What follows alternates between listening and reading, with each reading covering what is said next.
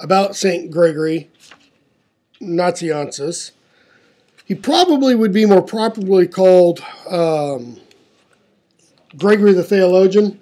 The three authors we're reading right now. I'm so tired. Who was it we just read? Basil. We just read Basil. And now we're doing Gregory. And then we're going to do St. John Chrysostom.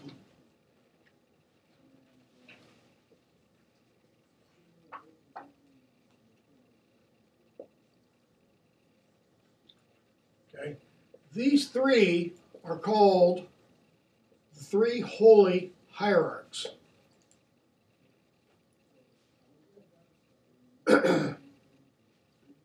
They are celebrated on they have individual feast days within the church, but they're celebrated together on January 30th as the day for the three holy hierarchs. They're also called, these two at least, Cappadocian Fathers, because of the area in what is modern-day Turkey that they're from, Cappadocia. But they're set aside by the early church all the way up to today because of their theological writings, right? Gregory the Theologian, there's only three saints in the Orthodox Church, for example, that get that name, the Theologian.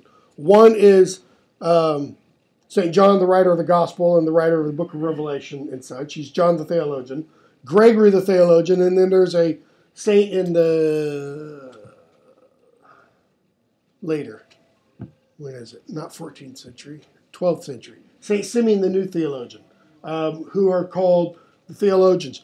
And it's not necessarily because they write huge tracts of theology. Gregory did not write huge tracts of theology. He wrote several works of theology and wrote what are called the five theological orations or speeches.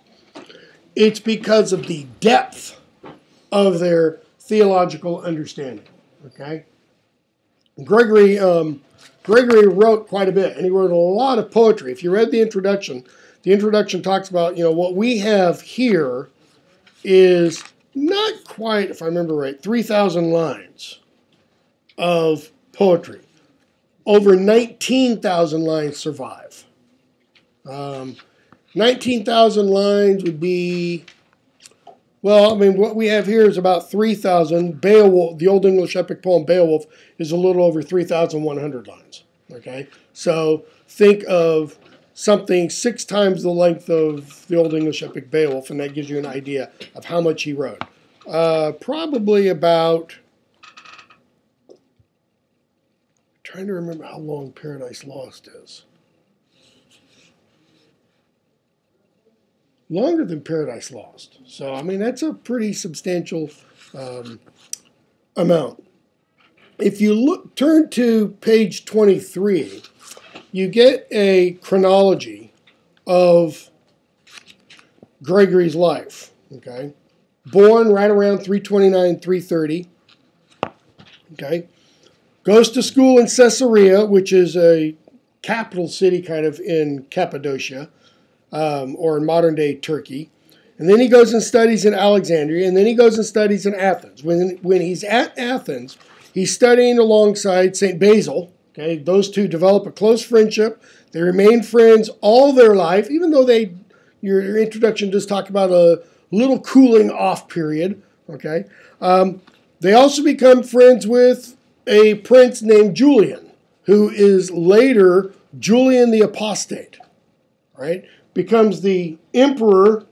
Julian does, outlaws Christianity, persecutes Christians and Christianity, and then dies and is replaced by Theodosius, I believe.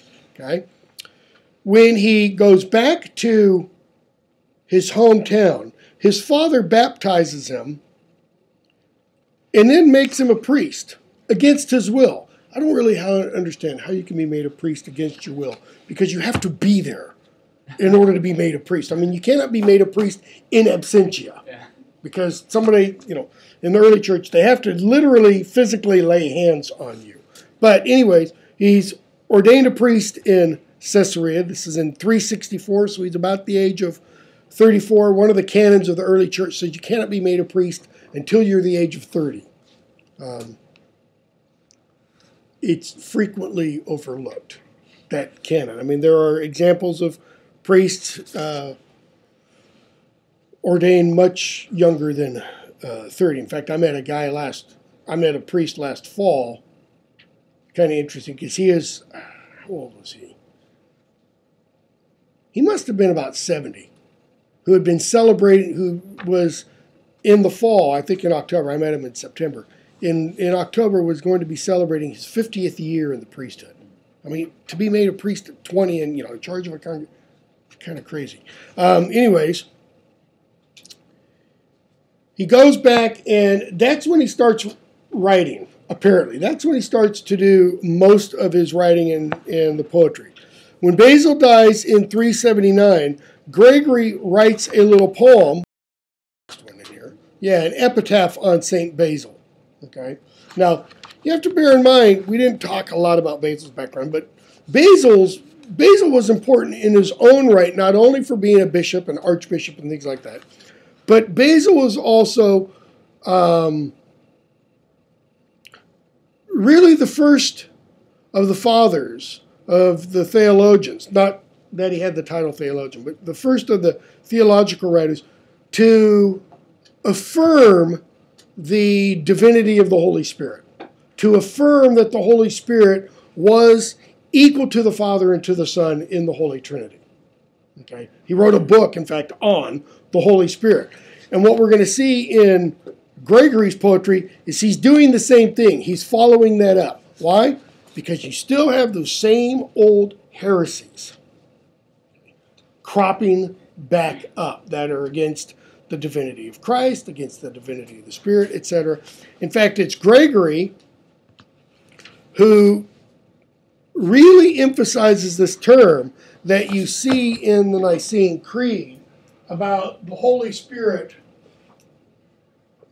proceeding from the Father. And Gregory's going to write quite a bit about this fact of, or process of, procession and what it means and how it differs from begottenness. For example, what's described about Christ and such. Okay.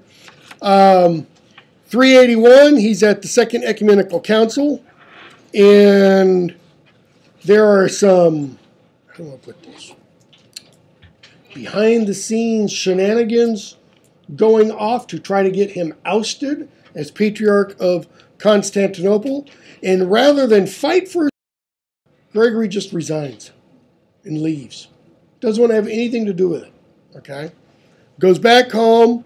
Apparently starts to write a lot more. Serves as essentially a chaplain to a women's monastery, and then sometime around 389, 390. I don't know exactly when. All we do know is that in 392. Jerome, the guy who authored the Vulgate Bible, that is, who translated the Bible from the original languages into Latin, mentions Gregory having died 3 years previously. So we could say probably about 389. So he lives 59, 60 years and does quite a bit in that 59 to 60 year period. Roughly, what he really does is he does almost everything in that 30 years from when he becomes ordained until the end. It's kind of interesting, I think, when you look at writers of whatever stripe, how much they churn out from the time they reach adulthood or from the time when they start writing, like somebody like Shakespeare, for example. Shakespeare turns out from roughly 1590 to 1611, 39 plays, 154 sonnets, 4 major long poems. The guy never took a break, apparently. Some of these fathers are like them. I mean, we're not reading St. Augustine, but man, St. Augustine apparently never stopped writing. I mean, just churning material out, one thing after another. Okay, and then on pages 27 and following, 27 through 35, you've got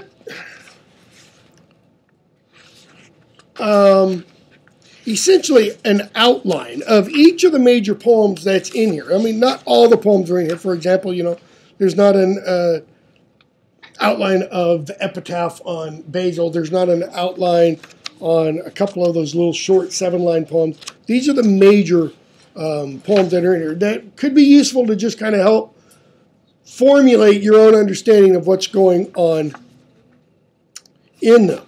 So, having said all that, let me find out real quickly. How many of you have read the first 3 poems in here?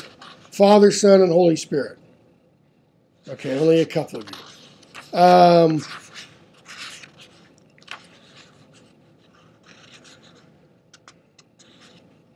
think what we'll do then is we'll just stop. And what I'd like you to do for Tuesday is to read hold on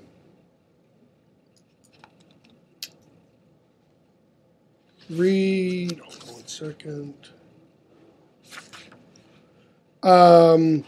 Numbers 1, 2, 3, 4, 5,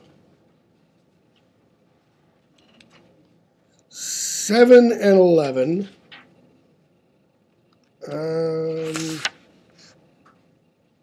It's 12 lines, 350 lines, 17 lines.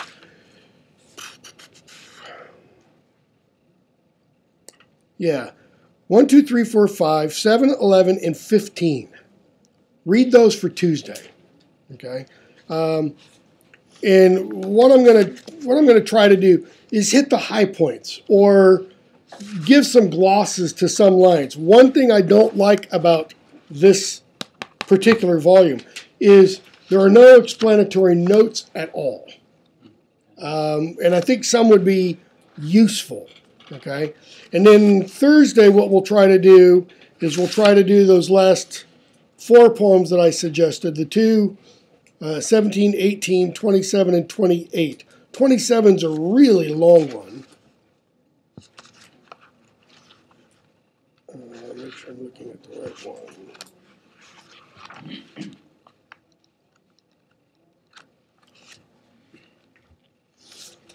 Lamentation concerning the sorrows of the soul. 157.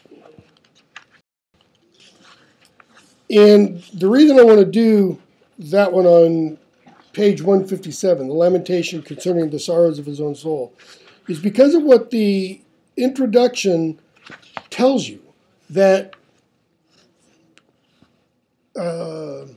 Gregory endured, suffered, however you want to put it, some form of depression, some form of blackness.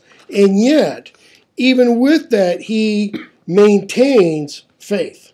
That is, he doesn't doubt